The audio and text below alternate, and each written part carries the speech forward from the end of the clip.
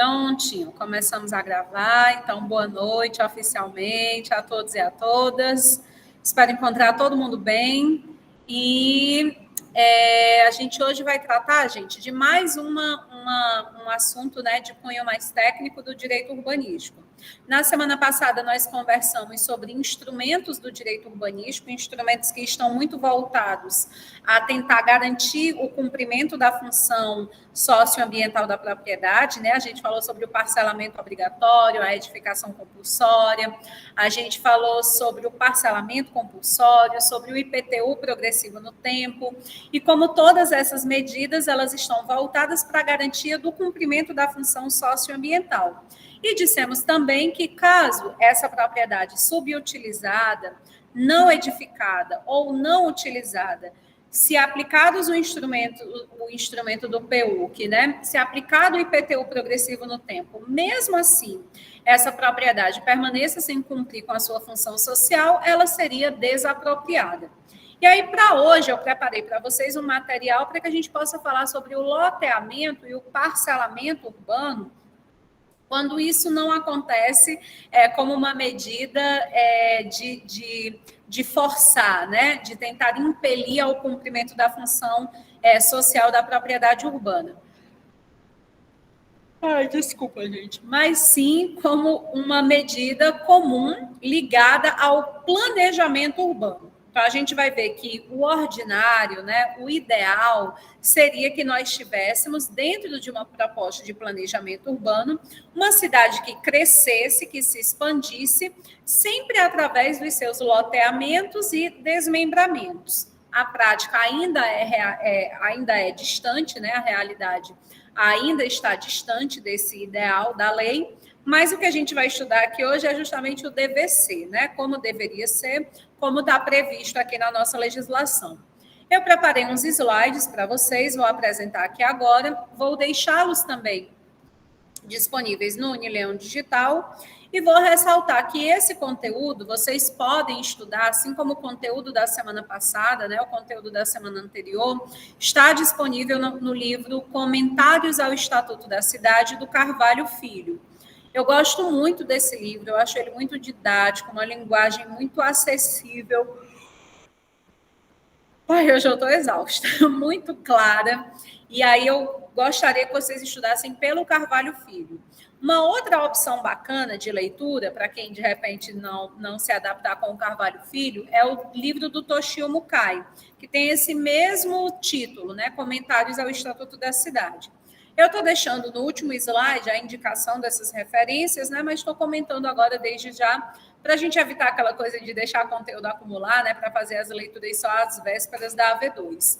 Essas regras que a gente vai estudar hoje aqui, elas não estão disciplinadas, né?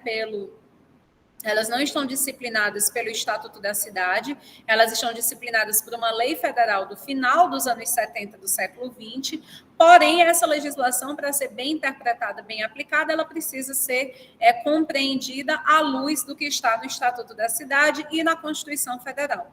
E aí é essa interpretação, é essa visão que a gente começa a ver agora, tá bom? Só para contextualizar para vocês, né, para que faça sentido, para que a gente venha aí num caminho de continuidade, né, dos assuntos que a gente vem estudando. Vou apresentar aqui minha tela.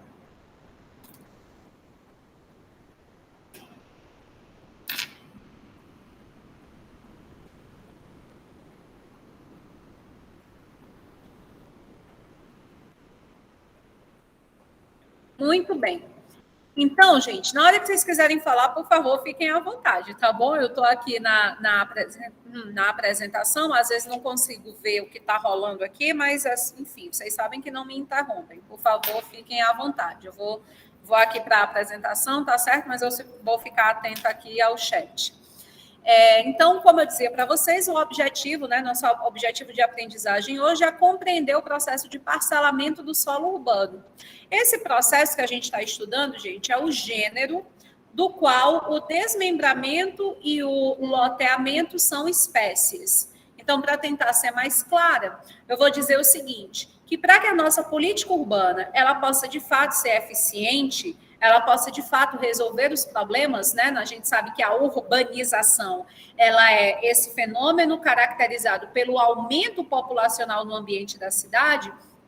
E nós sabemos que esse fenômeno da urbanização, ele tende a gerar muitos problemas, porque quanto mais ser humano junto, mais chance da gente se desentender, mais chance de haverem disputas, mais chance da gente não conseguir garantir, de repente, a melhor parcela, né? Todo mundo na cidade está naquele ambiente da disputa. Eu quero morar no melhor bairro, eu quero frequentar os melhores lugares, eu quero ter acesso ao que a cidade tem de melhor. Essa é a lógica. E aí, numa sociedade marcada por cidades neoliberais, ou seja, cidades em que a ideia de cidadania está muito próxima, muito interligada à capacidade de ter poder aquisitivo, muitas pessoas acabam relegadas aos espaços periféricos, aos espaços que não garantem qualidade, que estão distantes da possibilidade que a nossa política urbana garanta aquilo a que se propõe, a dignidade e o desenvolvimento socioambiental.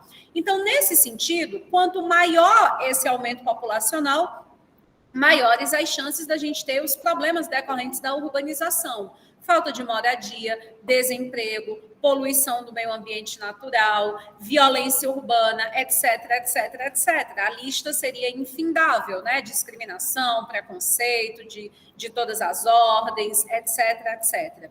Então, quando a gente olha para o parcelamento, a gente está olhando para uma ferramenta, a gente está olhando para mais um instrumento, para que a cidade não cresça de forma desenfreada. Porque se a gente já sabe, se a gente tem consciência de que a urbanização, ela vai gerar problema, porque esse aumento populacional, essa grande quantidade de pessoas vivendo no ambiente da cidade, tende a gerar disputa, tende a gerar conflito, tende a gerar tensão. Então, a gente, enquanto sociedade e gestores públicos, nós temos condição de nos anteciparmos a esses problemas se a gente conseguir realizar atividades de planejamento eficientes. E o parcelamento vai entrar nessa proposta de planejamento, principalmente o planejamento da expansão da cidade. Na nossa primeira semana de aula, a gente inclusive falou sobre a diferença entre uma área urbana e uma área periférica. E nós dissemos que a grande diferença entre uma área urbana e uma área periférica é que na área urbana nós temos a presença do Estado. Está ali a iluminação pública, está ali o saneamento, está ali a pavimentação, está ali um sistema de água, está ali a segurança pública, estão ali aparelhos públicos à disposição da população, escola, posto de saúde, etc, etc, etc. Então, eu sei que é uma área urbanizada, porque a gente tem presença do Estado garantindo aquilo que é o básico para que o cidadão possa ter garantido os seus direitos fundamentais.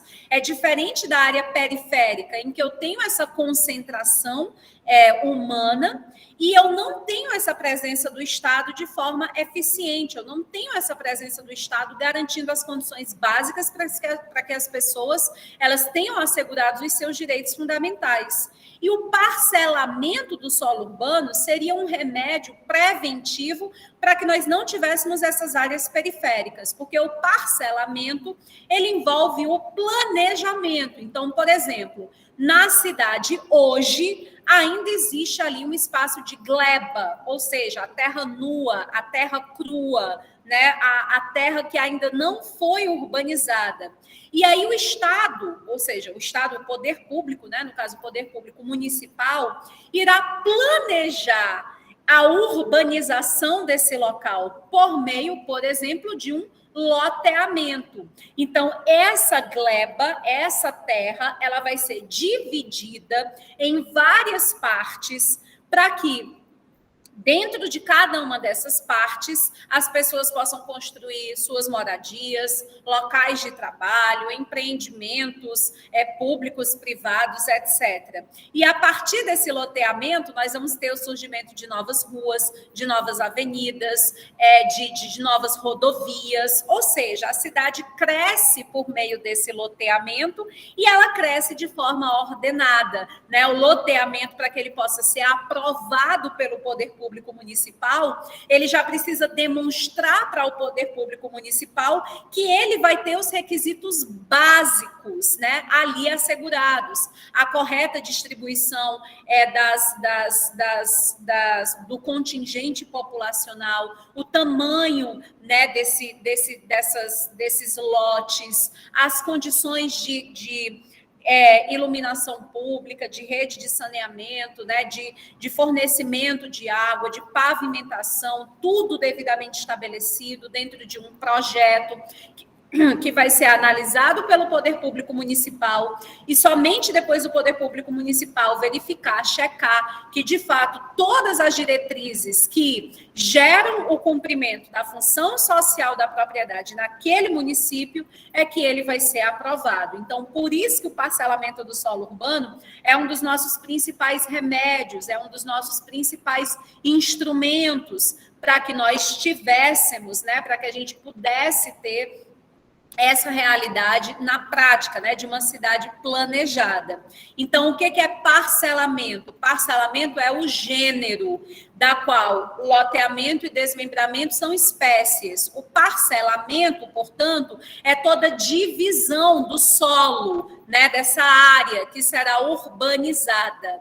Se esse parcelamento, se essa divisão, né, desse solo em partes vai gerar ruas novas, avenidas novas, novos logradouros públicos, então isso é um loteamento, porque através desse parcelamento, dessa divisão do solo, nós estamos criando, né, novas áreas, novas zonas de circulação, novos logradouros. Então, isso é um loteamento.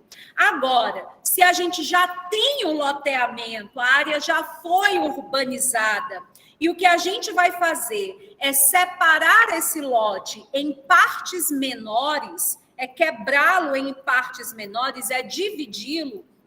Então, a gente não está fazendo um novo loteamento. O que a gente está fazendo é um desmembramento, né, do solo urbano. No desmembramento, a gente não cria novos logradouros, novas ruas, novas avenidas, nós já vamos aproveitar o sistema viário existente. Então, por isso que normalmente o loteamento está envolvido, né, no processo de urbanização, e o desmembramento está mais ligado ao processo de consolidação, de ampliação dessa urbanização. Já estava urbanizado, mas devido, de repente, ao aumento da população, a uma vocação que foi despertada ali, que vai demandar melhores espaços, a gente só vai quebrar, dividir, subdividir, aproveitando aquilo que já está existente. Então, é sobre isso que a gente vai falar na nossa aula de hoje, né? Esse parcelamento, esse gênero, essa divisão da terra, que pode acontecer tanto através do loteamento, criei áreas novas, né, novos logradouros, avenidas, ruas, rodovias, etc., ou desmembramento. Não criei novos logradouros, novas ruas, novas avenidas, é apenas subdividir os lotes já existentes. E como eu disse para vocês, quanto mais organizado acontecer esse processo, né, quanto mais planejado acontecer esse processo, maior a chance da gente, de fato, pôr em prática a política urbana que está prevista lá no Estatuto da Cidade, na Constituição Federal de 88. E aí, pessoal, para bem interpretarmos a ideia desse parcelamento desse solo urbano, nós precisamos levar em conta que a lei que regulamenta esse parcelamento no Brasil, que é essa que eu trago para vocês aí nos slides, né? A Lei 6.766 de 1979, é uma legislação que só pode ser bem compreendida, é uma legislação que só pode ser bem aplicada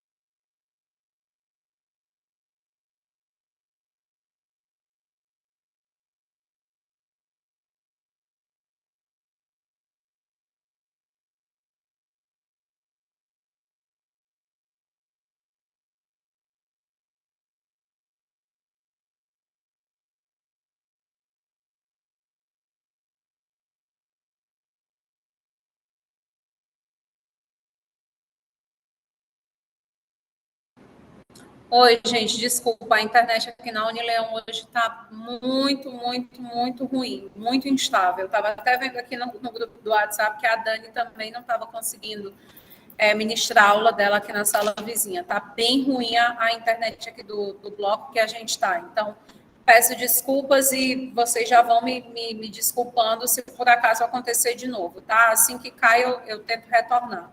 Enfim, coisas que só o remoto faz por você. Eu vou colocar aqui de novo a minha apresentação. Acho que saiu, não foi? Acredito que deva ter saído. Vou colocar aqui de novo. Desculpa. Cortou meu barato. Eu nem sei o que eu estava falando, pessoal. Eu estava dizendo o quê, hein? Vocês me ajudam aí? Quebrou aqui minha linha de raciocínio. Não, Igor, não é a sua, não. É a minha aqui mesmo, que tá bem ruim. A senhora ia iniciar a falar da lei. Ah, sim. Obrigada, Viviane. Eu acho que eu ia dizer para vocês que a Lei 6.766, ela só vai poder ser bem interpretada se a gente leva em consideração aquilo que a gente já compreendeu dos princípios do direito urbanístico, da Constituição Federal de 88 e do Estatuto da Cidade. Porque, tipo assim, a Lei 6.776, ela não vai falar nada em cidade sustentável. Na verdade, ela não vai falar nada sobre sustentabilidade, ela não vai falar nada sobre princípios da gestão democrática, princípio, sei lá, da função socioambiental da propriedade. Ela não vai trazer nada disso, porque ela é anterior à Constituição de 88. Então, a gente ainda não tinha, à época da elaboração dessa lei, a política urbana brasileira definida. Nós sabemos que essa política urbana, pela primeira vez, só vai existir com a Constituição Federal de 88, lá nos artigos 182 e 183. A gente tampouco tinha Estatuto da Cidade, né, que é uma lei de 2001, que vai existir justamente para regulamentar esses artigos 182 e 183 da Constituição. Então, nós não tínhamos esse compromisso que o Estatuto da Cidade nos exige hoje, por força do seu inciso 1, lá do artigo 2º, né, da construção de cidades sustentáveis, né? Então, quando essa lei ela é elaborada, é importante a gente lembrar aquele contexto histórico, né, do início da nossa disciplina. Nós falávamos que nos anos 50 do século 20, né, o Brasil passou por um aceleradíssimo processo de crescimento econômico um aceleradíssimo processo de crescimento populacional, né, de urbanização, e essa urbanização ela acontece de forma não planejada, né? Essa urbanização acontece de forma desordenada, crescimento extensivo das cidades, surgimento das primeiras áreas periféricas, e ao longo dos anos 60, nós já temos os primeiros sinais, né, dessa desordem reverberando em graves problemas urbanos. Nós já temos problema de violência urbana, nós já temos problema de desemprego, nós já temos problema de acesso, de falta de acesso à moradia, nós já temos problema de existência de áreas periféricas. E ao longo dos anos 70, a coisa só vai piorar. Tanto que eu até comentei com vocês, né, que a gente tem marcos assim importantes ao longo dos anos 70 de mobilização social, exigindo do poder público, né, a existência de algum tipo de política pública voltada para a melhoria da qualidade de vida na cidade, né? Exemplo disso o lema da campanha da fraternidade de 75, né, a CNBB trazendo à baila a discussão sobre qualidade de vida na cidade, olhar para os sujeitos da periferia, os encontros que foram acontecendo, né, o encontro da Quintandinha, aqueles outros todos que vão anteceder, né, as discussões que vão, inclusive, culminar na política urbana de 88. Então, essa legislação ela já é fruto dessa mobilização da sociedade em torno da percepção da necessidade de que haja algum tipo de planejamento, algum tipo de organização para o uso desse solo urbano. Então, quando a gente olhar para os seus artigos, né, uma lei curtinha, se não me engano, ela tem 55 artigos, a gente vai ver uma legislação que é muito técnica, ela praticamente não traz ali nenhum princípio. A gente vai ver uma legislação que não tem essas diretrizes da política urbana contemporânea, até porque em 79 não há o que se falar em sustentabilidade, né? O preceito só vai surgir em 87, lá com o relatório Brundtland. Mas a gente precisa, portanto, quando a gente for interpretar e pensar a sua aplicação hoje, né, que aquelas regras técnicas elas são extremamente importantes para que a gente possa cumprir a política urbana que está prevista na Constituição de 88. Elas são extremamente importantes para que a gente tenha um planejamento que gere cidades sustentáveis. Então, a gente vai somar a essas regras técnicas, né? A gente vai somar a esse conteúdo de tamanho de terreno, como é que tem que ser a área, como é que ela tem que ser construída, essa coisa bem técnica mesmo, somarmos a visão, a compreensão de que essas regras precisam ser interpretadas e aplicadas à luz de uma política urbana que visa priorizar a dignidade do sujeito humano e a função social da propriedade e a promoção de cidades sustentáveis, beleza? Porque é uma lei de 79 e a gente tem uma Constituição posterior que precisa estar, obviamente, em sintonia, em consonância, né? Essa lei precisa estar em consonância com essa Constituição. Claro que depois da Constituição de 88 fica muito claro também a quem compete essas diretrizes, tanto que vocês vão ver aqui que tudo que essa lei federal traz é uma diretriz geral, os municípios são absolutamente livres para trazerem mais exigências, preverem mais requisitos para essa existência do parcelamento do solo urbano, porque a Constituição Federal de 88, como nós sabemos, ela colocou os municípios, né, como sendo os grandes responsáveis pelo planejamento e pela execução da política urbana. A gente falou isso quando a gente tratou de princípio do localismo, né, da especificidade do território urbano. Então, todas essas regras que a gente estuda na Lei 6.766 de 79, elas são apenas diretrizes gerais. Por quê? Por força do artigo 30 da Constituição Federal, a gente vê aí, né, que compete aos municípios promover no que couber o adequado ordenamento territorial, mediante o planejamento e o controle do uso, parcelamento e ocupação do solo urbano. Então, as regras que a gente vai estudar aqui, de fato, estão previstas em uma lei federal. Mas a quem compete promover esse parcelamento, que é o conteúdo dessa lei, é ao próprio município. Por esta razão, nós podemos, sim, criar outras legislações. Aliás, enfim, o plano diretor do município, ou então outra legislação, se aquele município não tem plano diretor, pode trazer mais regras, né? Pode contemplar aí mais diretrizes para que a gente tenha, portanto, o adequado.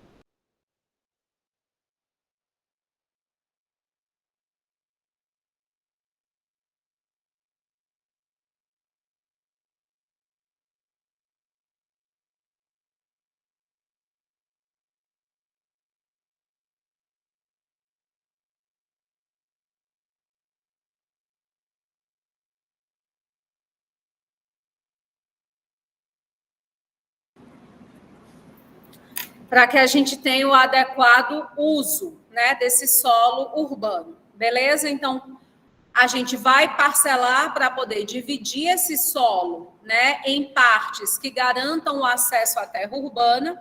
Essa divisão, ela tem que garantir a função social da propriedade.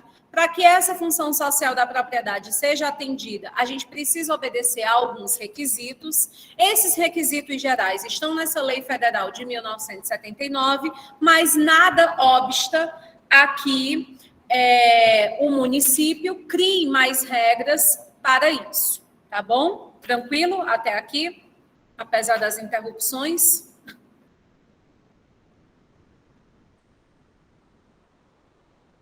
Oi, José Paulo, eu estou aqui com a turma. Tenta entrar, é porque estava dando muita oscilação na internet. Acho que você já conseguiu.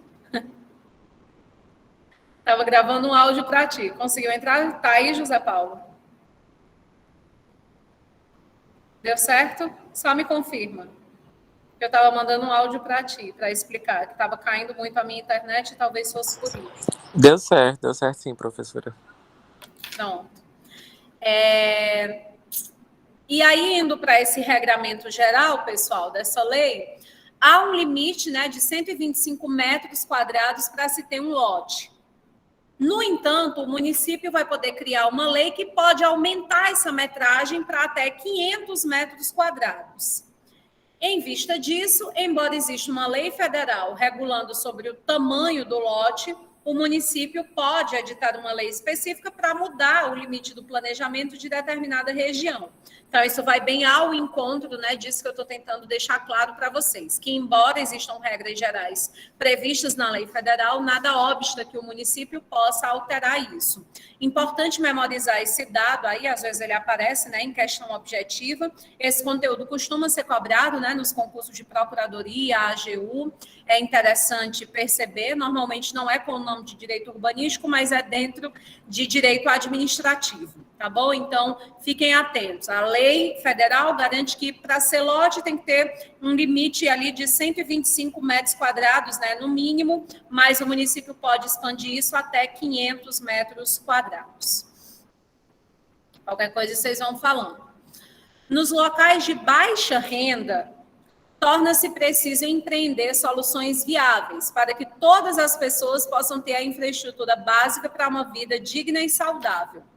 O parágrafo único, né, desse artigo 3º vai dizer: não será permitido o parcelamento do solo em terrenos alagadiços sujeitos a inundações antes de terem sido tomadas as providências para assegurar o escoamento das águas. O legislador aqui em 79 foi muito lúcido, foi muito realista a uma situação que já era a realidade do país nos anos 70, né, que é a ideia das periferias, né?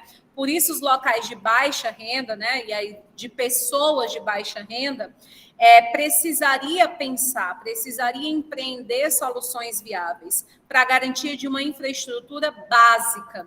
Então, não é porque era uma área periférica, né, que eu iria autorizar ali o parcelamento do solo urbano para garantir a urbanização, porque a gente sabe que o parcelamento vai trazer a presença do Estado, que necessariamente eu não tenho como aprovar nem loteamento, nem desmembramento, sem que o poder público autorize esse projeto, e esse projeto compreende a criação, a viabilidade, né, da presença do poder público municipal por meio de estrutura básica, de pavimentação, de energia, de água, de saneamento, etc.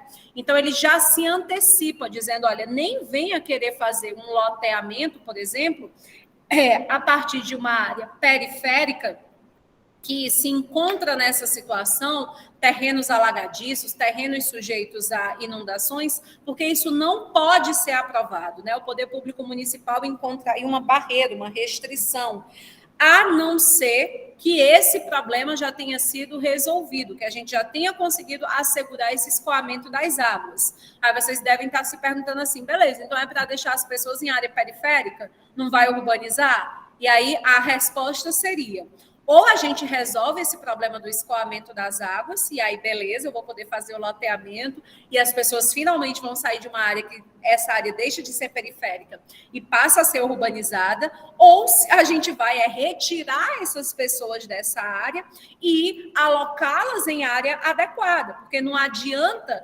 realizar um processo, um empreendimento, né, imobiliário, um loteamento, algo nesse sentido, em uma área que, se acontece uma chuva, se acontece, enfim, qualquer situação ordinária, né, a chuva é um fenômeno comum, toda essa estrutura seria colocada abaixo. Então, é muito nesse sentido, para que ninguém possa, né, ao menor preço, ao menor custo, né, a garantia desse acesso a essa terra urbana nesse sentido, né? Isso não é interessante, não é isso que o legislador deseja. Eu acho que eu pulei demais aqui. Não. Esse foi o que a gente viu agora, né?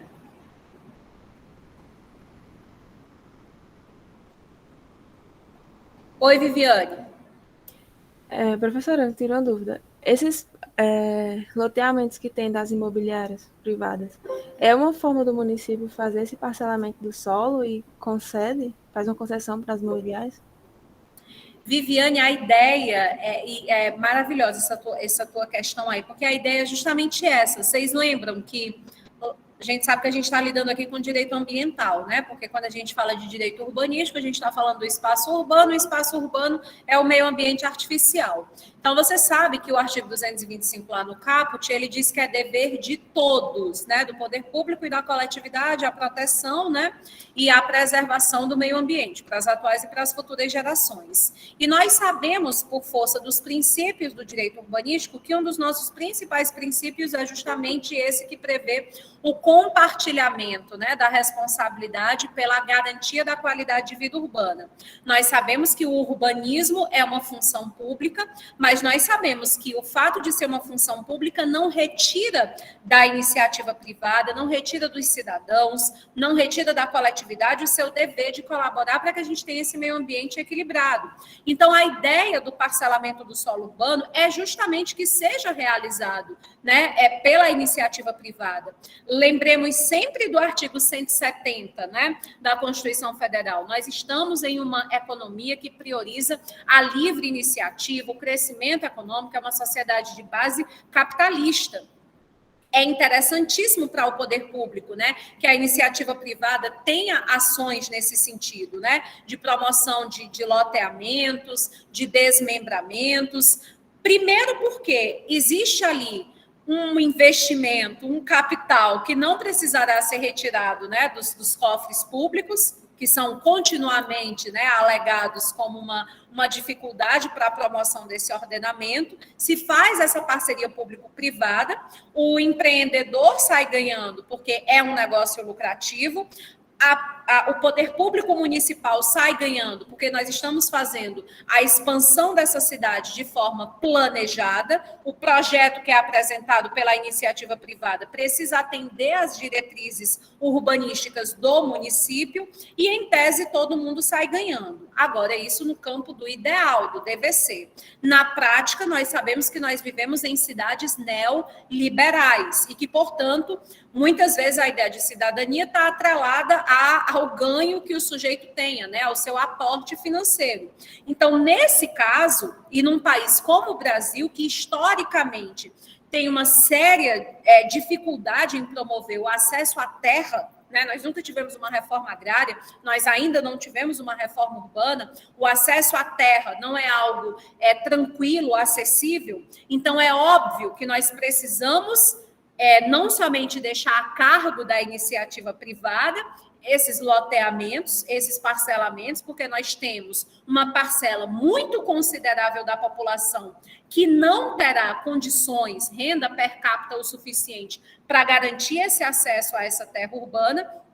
E aí, para essa população, especificamente, devem ser pensadas políticas públicas a partir das quais a iniciativa privada entrará mais como um colaborador, ou talvez nem entrará, né? Se deixará a cargo do poder público. É por isso que muito se fala no Brasil, né, sobre essa questão de aluguel social, de que todas essas políticas que a gente tem de tentativa de garantia, né, de acesso à terra urbana, à propriedade, nunca foi voltada para as pessoas que realmente precisam, né? Essas políticas de financiamento que vão remontar desde a época da ditadura militar, né, com o nosso primeiro programa habitacional, que data lá dos anos 60, até a realidade mais próxima, né, do Minha Casa Minha Vida, uma parcela da classe média baixa, classe média média, que vai ter acesso.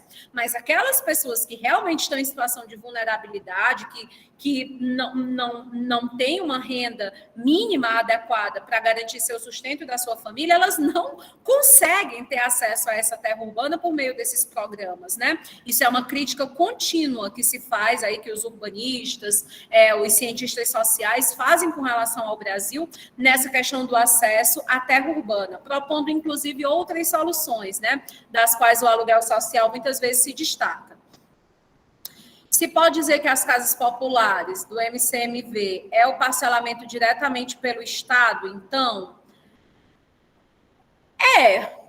quando a gente pensa no Minha Casa Minha Vida, normalmente a gente vai ter a presença ali do incentivo financeiro, né? Enfim, de parceria público-privada.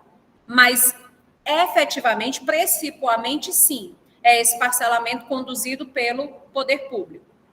Bem diferente, por exemplo, de um loteamento. Vocês devem estar acompanhando agora, né? Não sei se você está daqui, Viviane, mas está lotado de outdoors aqui na Avenida Padre Cícero, né? Para quem transita Crato, Juazeiro, já deve ter visto a propaganda de um novo lote. Eu entendo que é um loteamento, eu não conheci os detalhes, é só pela propaganda mesmo, porque diz assim que é uma nova infraestrutura, novas vias que vão tornar mais fácil o acesso entre Crato, Juazeiro, Barbalho, deslocamento. Então, por estar falando em novas vias e tal, eu estou entendendo que é um loteamento. E é um loteamento que está sendo promovido, se for o caso mesmo de ser um loteamento, por uma empresa privada. Então, nesse caso, não há o que se falar, né? Mas quando a gente pensa no Minha Casa Minha Vida, está muito mais próximo, sim, a essa tentativa do próprio poder público capitanear isso. Todos esses conjuntos habitacionais populares, sim, se encontram nessa iniciativa do poder público, que é de forma muito tímida.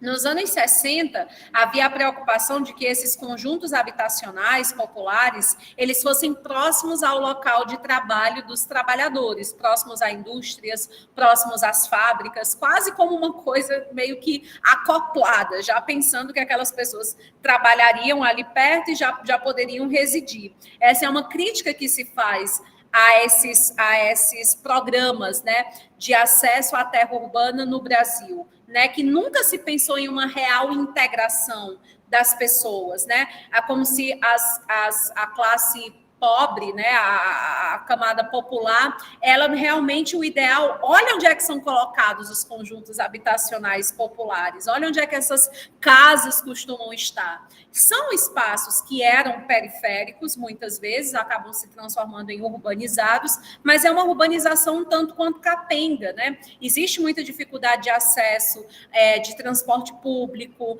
de pavimentação adequada, né? E aí, mais quase como se dissesse assim, para pobre está bom demais, para quem não tinha nada, isso aí já é um luxo, né? Infelizmente, parece que é uma lógica que ainda perpassa, né, a realidade dessa proposta do parcelamento do solo urbano capitaneada pelo poder público. Essa é uma crítica muito contundente, especialmente a esse programa Minha Casa Minha Vida. Até se fala assim, tanto que criticamos o período da ditadura militar, tanto que falamos sobre uma série de problemas que todos nós aqui sabemos muito bem quais são, mas uma coisa a gente tinha, pelo menos essa vantagem o pobre tinha, ele estava próximo ao seu local de trabalho. Atualmente, são lugares, assim, às vezes, a esmo, né, que o sujeito não tem como, de fato, residir sem ter uma séria dificuldade de se integrar na cidade, ferindo diretamente aquele princípio da coesão dinâmica, né? Que a cidade tem que estar toda interligada e que a cidade é para todos e que as pessoas precisam estar devidamente interligadas, né? Quem conhece essa realidade de bairros populares, né, com esses conjuntos habitacionais em Crato, em Juazeiro, sabe também os problemas de violência que envolve, né, de tráfico, etc, etc. Então, a presença do Estado também se faz de forma muito menos eficiente, muito menos eficaz. Mas, em tese, Viviane, no ideal, seria, sim, a medida através da qual o Estado garantiria esse parcelamento, né? Minha casa, minha briga. Pois é, minha casa, minha dívida, né? São vários apelidos que a gente pode colocar aí. Então, é um parcelamento para inglês ver, né? Como o Brasil tanto gosta de resolver seus problemas. É um jeitinho que, de fato, não resolve, de fato, não integra. Bom, e aí essa infraestrutura básica, né, dos parcelamentos situados nas zonas habitacionais, olha aí, gente, é justamente sobre isso que a gente está falando, né? Declarados por lei como de interesse social, consistirá no mínimo de... Então, no mínimo, essas áreas vão ter que ter vias de circulação, escoamento de águas pluviais, rede para o abastecimento de água potável, soluções para o esgotamento sanitário e para a energia elétrica domiciliar. Você vê que está super ligado àquela fase do urbanismo sanitarista, né? Claro que eu preciso garantir água potável, claro que eu preciso garantir esgotamento sanitário, sem isso o ambiente é insalubre, sem isso a gente vai ter ali foco de doença.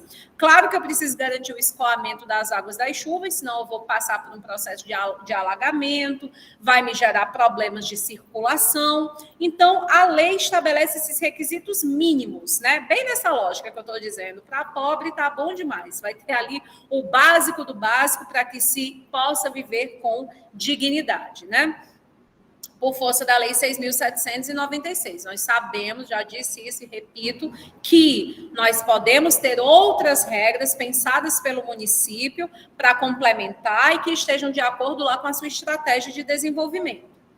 Nos locais de baixa renda, torna-se preciso, foi o que a gente falou, né, sobre essa questão dos terrenos alagadiços, acho que eu tinha pulado, era o slide anterior, e aí foi sobre isso que eu comentei quando eu falei das áreas de periferia, de favela, né, o legislador já se antecipou nesse jeitinho, para evitar da gente transformar uma área alagadiça, que era totalmente periférica, em um loteamento, a gente já vai de antemão dizendo que isso está proibido, a não ser que nesses terrenos alagadiços ou sujeitos a inundações, esse problema seja resolvido anteriormente ao processo de realização do loteamento, senão a gente não vai poder realizar esse loteamento. Então a gente vai deixar as pessoas na área periférica? Não. Se não tem como resolver o problema, então as pessoas também não têm como ficar lá. O poder público precisa realocá-las para um espaço adequado. Imagine centenas de casas construídas em um local que facilmente é alagado em período de chuva. Imagine que tem 500 pessoas morando nesse lugar. Desse modo, para que seja autorizado um loteamento nessa região, tornam-se necessárias providências para assegurar o escoamento das águas, evitando alagamento. Em terrenos que tenham sido aterrados com material nocivo à saúde pública, sem que sejam previamente saneados, temos aí mais uma proibição, né? Também não posso realizar parcelamentos em terrenos que tenham sido aterrados com um material que é nocivo à saúde, as pessoas serão prejudicadas por conta disso, né? Em terrenos com declive igual ou superior a 30%, porque aumenta o risco de desabamento, né, de deslizamento, salvo se atendidas as exigências específicas das autoridades competentes. Então, conhecendo a história do Brasil como ela é, o legislador foi muito sábio em já ter previsto como regramento geral na lei federal essas proibições aqui para as áreas pobres, né, para as áreas que são áreas periféricas, que elas não passem pelo processo de parcelamento, o parcelamento não seja autorizado se acontece situação como essa, né? Vocês já devem ter assistido aquele filme Erin, eu não vou saber pronunciar o sobrenome, não sei como é que escreve, que é um filme que a Julia Roberts, né, ela atua como uma advogada, né? Ela não é advogada, ela é uma assistente lá de um advogado, e ela vai justamente trabalhar em um caso em que boa parte da população de determinado bairro lá de uma cidade desenvolve gravíssimos problemas de saúde, né? Especialmente o câncer. E aí se observa, se percebe no decorrer do filme que aquelas pessoas elas têm acesso a uma água, né? A água que elas utilizam, que elas têm como potável, é uma água que é contaminada, né? Com um tipo de minério, com um tipo lá de resíduo que é profundamente prejudicial à saúde humana, né? E aí, por isso, as pessoas morrem, por isso as pessoas adoecem, e isso me lembra muito, né? Essa questão aqui desses terrenos que possam ter sido aterrados com material nocivo à saúde pública, né? Se isso acontece, nós temos aí crime ambiental, né? Também, de acordo lá com a lei 9.605. Vocês sabem de qual filme eu estou falando? Vocês já viram? Eu vou procurar o nome aqui rapidinho, vou dar uma googada. É Erin alguma coisa. Aqui, Erin Brochovich. Vou copiar e vou deixar aqui para quem não conhece como uma boa pedida no Netflix, no final de semana. Vocês não se arrependem. vocês vão se divertir e vocês vão estudar direito urbanístico, direito ambiental e direito administrativo numa pegada só. E ainda vão ter muita inspiração para a atividade de vocês como advogados, aqueles que desejem advogar. É uma história baseada, é um filme baseado em uma história real, né? Essa Erin, ela é uma mulher estadunidense, né, que se envolveu aí nessa perspectiva da advocacia ambientalista e vai tratar de um problema que, na minha concepção, tem relação com essas questões aqui, né? Desse cuidado, desse zelo que a gente tem que ter com o ambiente urbano, o ambiente que as pessoas residem, né? Se a gente tem um ambiente poluído, isso pode provocar seríssimos danos, né? À saúde humana, à integridade. Só assistam e me digam depois. Eu tenho certeza que vocês vão gostar demais, é impossível. A Julia Roberts está numa atuação, assim, fenomenal. É antigo, mas é muito bom. Voltando para cá, né? Então, a gente já sabe dessas circunstâncias aqui em que é proibido o parcelamento. E a ideia principal desse inciso 3 é que somente é possível a autorização para a construção quando não há risco à saúde e à vida das pessoas que irão morar no terreno a ser autorizado. Pronto, resumindo, é isso, né, gente? Não vamos permitir que haja parcelamento, porque se acontecer o parcelamento, seja um loteamento, seja um desmembramento, as pessoas irão ou morar, ou exercer atividade laborativa, ou circular, porque aquilo ali passa a integrar a realidade urbana. Então, é claro que eu não posso autorizar esse parcelamento quando eu observo que há questões implícitas ou explícitas que colocam em risco a vida humana. Isso tem profunda relação com o que está no artigo 182 da Constituição Federal, a nossa política urbana prioriza a dignidade da pessoa humana, e com o que está lá no inciso 1º do artigo 2º do Estatuto da Cidade. A cidade tem que ser sustentável, né? A gente tem que garantir terra urbana, trabalho, lazer, moradia, saneamento, tudo isso para as atuais e para as futuras gerações. Então, óbvio que eu não posso colocar em risco a integridade, a saúde das pessoas. Por isso que eu não vou poder construir, aliás, autorizar, né, esse parcelamento em terrenos onde as condições geológicas não aconselham a edificação, tá aí o princípio da prevenção, né, princípio da prevenção, quando a ciência dá certeza, né, de que aquilo ali não é adequado para edificar. Em áreas de preservação ecológica, princípio também da prevenção, da precaução, da proteção, ou naquelas onde a poluição impede as condições sanitárias suportáveis até a sua correção. Acho que é bem lógico, né? Embora que, às vezes, a velha lógica patrimonialista e profundamente tocada por um país que tem mais de 300 anos de escravidão, tende a naturalizar, né, que o espaço das populações pobres, a gente, de repente, não precisa de todo esse cuidado. Então, a lei vem e reitera isso para que a gente não corra o risco de fazer uma aberração considerada legal, né, juridicamente legal. A ideia dos loteamentos, né, que a gente vai ter aqui no artigo 4º dessa lei federal, é que a gente atenda pelo menos esses requisitos, como eu disse para vocês, isso aqui é o básico, nada impede que o município, para atender aquilo que considera que é a função, lembram que a gente falou sobre isso? O que é a função social da propriedade? A função social da propriedade para o município do Crato pode ser diferente de Barbalha, de Juazeiro, de Missão Velha, de Mauriti, e etc, etc, etc. Por quê? Porque cada município vai definir, a partir do seu plano diretor ou de uma outra legislação específica, melhor dizendo, que trate sobre a política urbana, o que é que vai ser o devido cumprimento da função social da propriedade. Então, por isso aqui é o básico, mas o município pode acrescentar mais regras. O que é que a gente tem como básico? O que é que tem que ter no loteamento? Tem que ter áreas destinadas à circulação, né? A ideia da coesão dinâmica. Tem que ter a implantação dos equipamentos urbanos e comunitários. Então, eu preciso de escola, eu preciso de posto de saúde, eu preciso de segurança pública, né? Eu preciso de espaços livres para o público. Pode ser uma praça, pode ser uma ciclovia, pode ser uma área de uma academia popular, né? E isso deve ser proporcional à densidade da ocupação. Então, tem uma unidade do CAPES, aqui tem uma unidade do PSF, ali é a escola municipal, ali uma guarita, onde ficam, né, a segurança pública está ali presente. Isso é o mínimo que eu tenho que esperar dentro de um loteamento, né? Espaços de circulação, ruas, avenidas, isso está pavimentado, isso está calçado. No campo ideal, isso está garantindo acessibilidade, né? Eu tenho lá piso tátil, eu não tenho um piso tátil que termine em um poste para que o deficiente visual não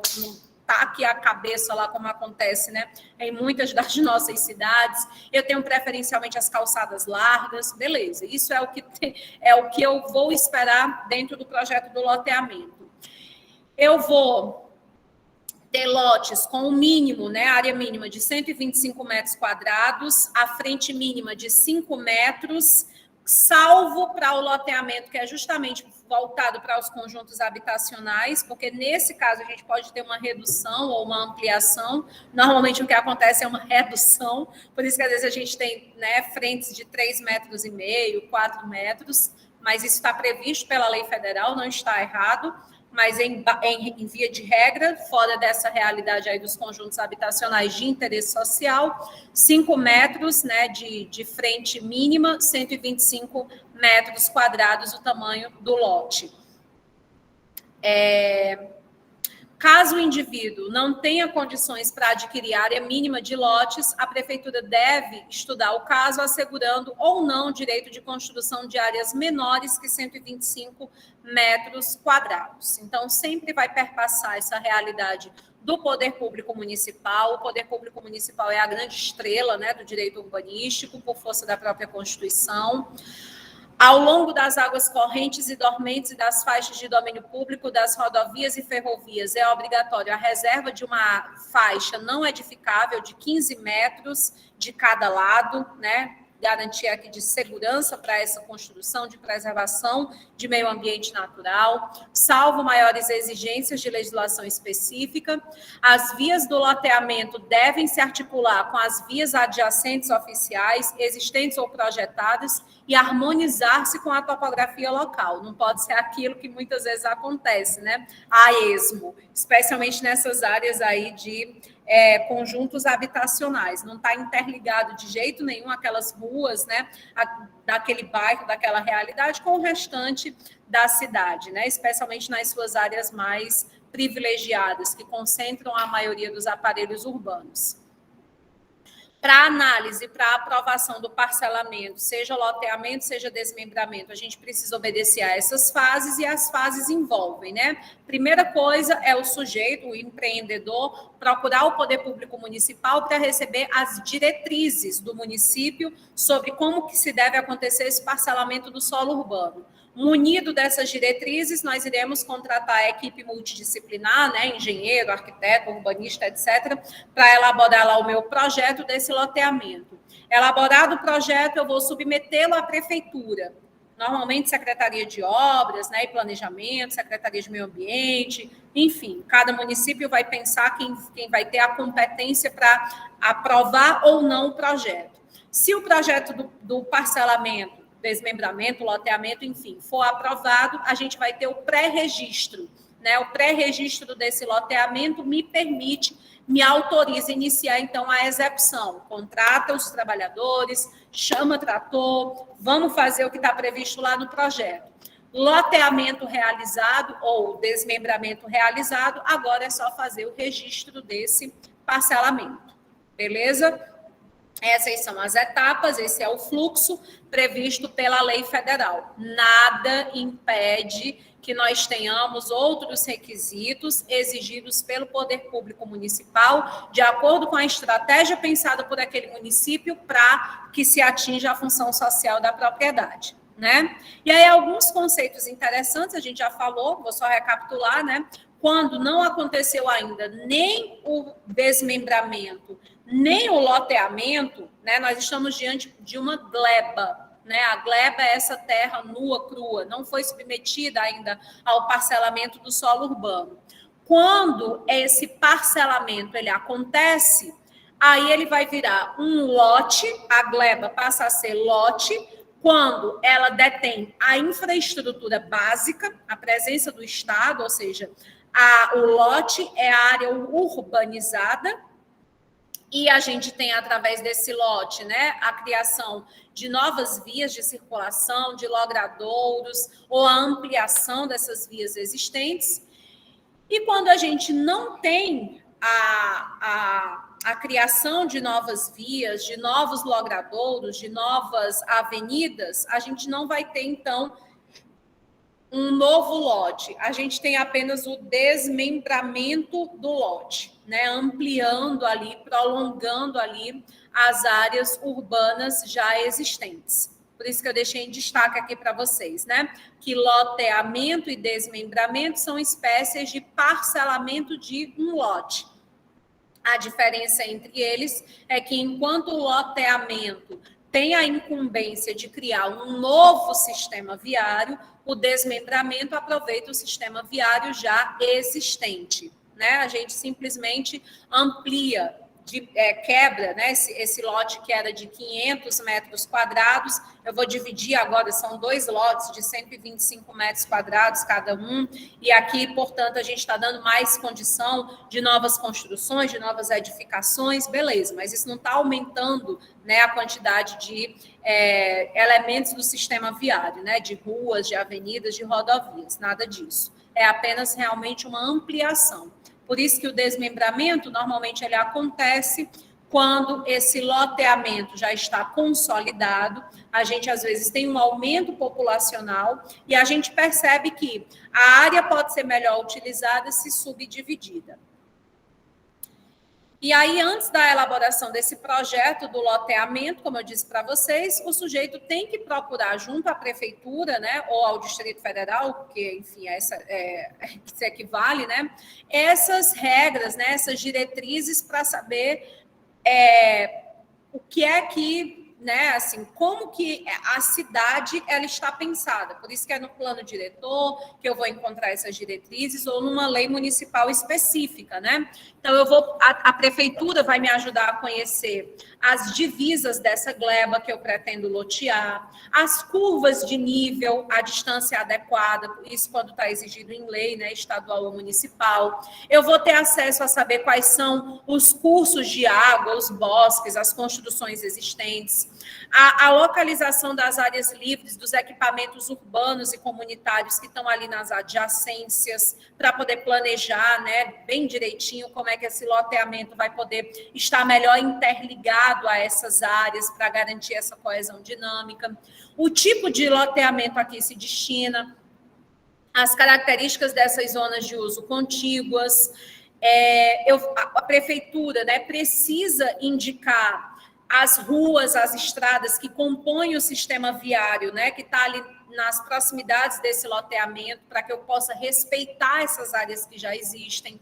Eu preciso conhecer o traçado básico do sistema viário principal, a localização dos equipamentos urbanos, as faixas sanitárias, né, as zonas, se o município ele é zoneado, né, as zonas de uso predominante naquela área, para de repente eu não estar propondo aqui um loteamento que é bem destinado à moradia no meio de uma zona, por exemplo, industrial. Então, essas são as diretrizes básicas, né, que eu vou requerer ao poder público municipal antes da elaboração do meu projeto, para garantir que esse projeto do meu loteamento ou do meu desmembramento atende à função social da propriedade daquele município, né?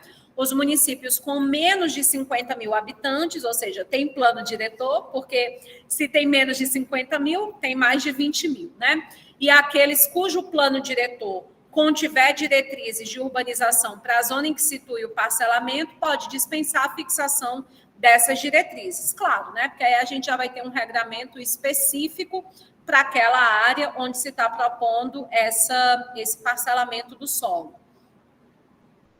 Uma vez elaborado o projeto, depois de atender todas essas especificidades, depois de ter feito todo esse estudo, né? Para que a gente tenha, por isso que eu digo, é o principal instrumento para a gente garantir o planejamento do solo urbano. Aí a prefeitura ela irá aprovar, né, esse projeto, se está tudo de acordo com essas diretrizes aí da lei federal e as diretrizes específicas. E aí agora a gente vai lidar com a exceção. né? Porque eu disse para vocês que ordinariamente, no direito é raro caber o sempre, né? Eu poderia dizer assim, sempre é o município que vai fixar as diretrizes para que a gente possa aprovar o projeto do loteamento ou do desmembramento. Mas a regra é essa, mas isso não é uma regra absoluta, ela admite exceção. Muito importante que vocês lembrem aqui dessas exceções, tá certo, gente? Então, via de regra, é o município que vai elaborar as diretrizes que vão conduzir esse processo do parcelamento do solo urbano. No entanto, essas diretrizes vão ser definidas pelos estados. E aí, nesse caso, o município é quem vai aprovar o projeto do loteamento ou do desmembramento. Continua sendo o município que vai receber lá o projeto desse parcelamento e que vai aprová-lo ou não. A diferença é que, nesse caso, o município não vai levar em consideração as suas diretrizes, as diretrizes que foram criadas e que estão ali no plano diretor, numa lei específica. Mas vai levar em consideração diretrizes que foram criadas e estabelecidas pelos estados. E aí são 3 situações em que isso vai acontecer, que essas diretrizes não são definidas pelos municípios e sim pelos estados. Primeiro caso, quando esse loteamento ou desmembramento for acontecer em uma área de interesse especial. Por exemplo, área de manancial, de proteção do patrimônio histórico, artístico, paisagístico, arqueológico, né, assim definido por lei estadual ou federal. Então, nesse caso, as regras para esse loteamento, as diretrizes, não vão ser aquelas previstas no plano diretor, vão ser as previstas nas diretrizes estaduais. Normalmente o estado tem legislação específica para poder tratar disso, para essas condições. A segunda situação é quando o loteamento ou o desmembramento ele se localizar na área limítrofe de municípios, bem ali entre o loteamento, por exemplo, é entre Crato e Juazeiro, né? Ou então que pertence a mais de um município, é um loteamento gigantesco, pega a área de 2 ou mais municípios. Ou então esse parcelamento ele vai acontecer em área de região metropolitana ou de aglomeração urbana, né, que está definida em lei estadual ou federal. Então, nesse caso, as diretrizes, repito, quem vai aprovar o projeto é a prefeitura. Só que a prefeitura não vai levar em conta suas diretrizes específicas, vai levar em conta as diretrizes estaduais para o processo de parcelamento. E a última circunstância, quando o loteamento abranger área superior a 1 milhão de metros quadrados. Então, por exemplo, né, bem o nosso caso, aqui em Juazeiro, Crato e Barbalha, nós temos municípios que compõem região metropolitana, por isso que as diretrizes para o loteamento, para o parcelamento, estão previstas em lei estadual, né? Não se leva em consideração as diretrizes específicas do plano diretor, né? Mas sim as diretrizes estaduais. Então, nós temos essas 3 circunstâncias em que as diretrizes não são criadas pelos municípios, não são definidas em nome do localismo.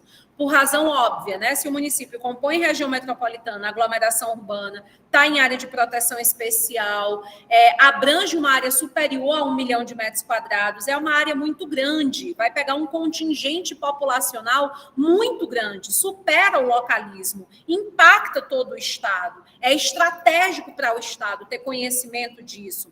Nas áreas de região metropolitana e aglomeração urbana, mais ainda, porque a ideia é que esses municípios eles cresçam de forma integrada, né? O Estatuto das Metrópoles prevê um instrumento, inclusive, específico para isso, que é o Plano de Gestão Integrada, que deve acontecer prevendo ali todas as cidades, né? O planejamento conjunto. Então, por essa razão, as diretrizes deixarão de ser municipais e passarão a ser estaduais, embora a aprovação continue sendo realizada pelo município, tá bom? Chamo a atenção de vocês para essa exceção, porque você sabe que a exceção é regra ser cobrada quando a gente está diante aí das questões, né?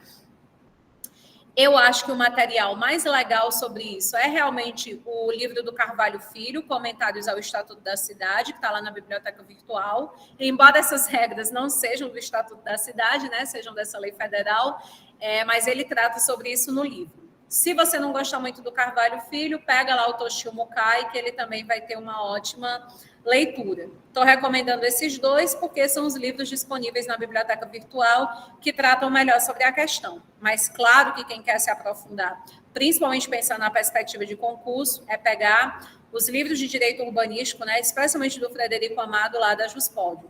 É muito bom, bem mastigadinho e ainda com aquelas questões ao final para a gente revisar e aprofundar.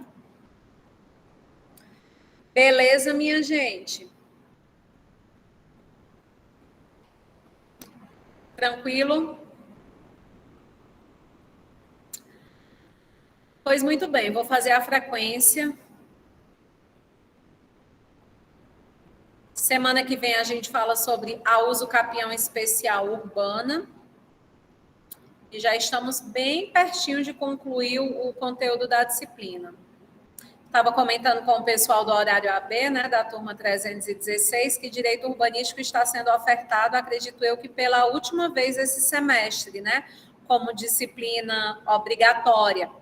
Se não me engano, ou é a partir do semestre que vem, ou é no outro, que ele já entra como disciplina optativa, né? Essas são uma das últimas turmas que estão pagando como disciplina obrigatória. Como a gente teve essa mudança, né?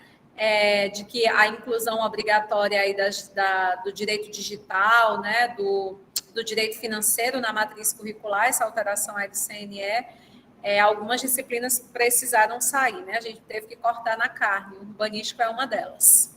Então, aproveitem aí, né, enquanto a gente está podendo discutir isso. Se tiverem mais algumas, enfim, questões que vocês queiram comentar, me digam que eu trago nas próximas aulas. Vou começar pelas duas pessoas que estão aqui na lista presencial. Denilson.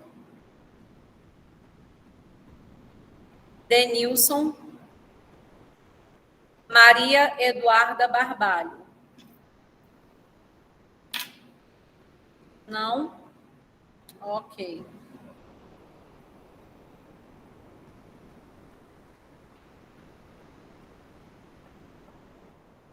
Vou agora para a turma remota.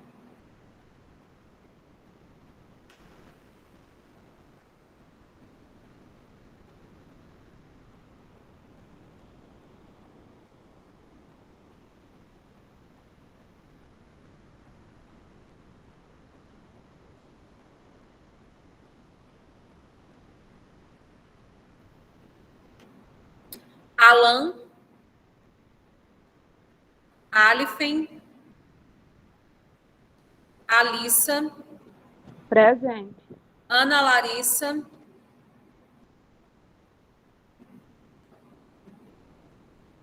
Bárbara Maria, Presente. Cícero Pereira,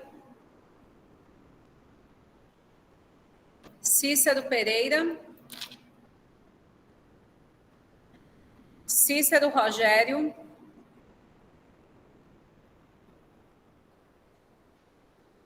Francisca Laís, Franklin, Presente, Francisca Laís. Giovanni, Presente. Eros, Igor Primo, Jefferson Cruz, João Laécio, João Robério, José dos Santos, José Paulo, Presente, professora. Kate, Laurence, Leandro, Marcos Macedo, Maria Micaele, Matheus Simeão, Presente. Maiana, Moisés, Mirela, Pávila, Presente. Rosa Isabela, Ruth Brito, Tainá, Vinícius Eduardo, Vinícius Herbert, Viviane Costa, Aqui. Viviane Cruz, Viviane Figueiredo,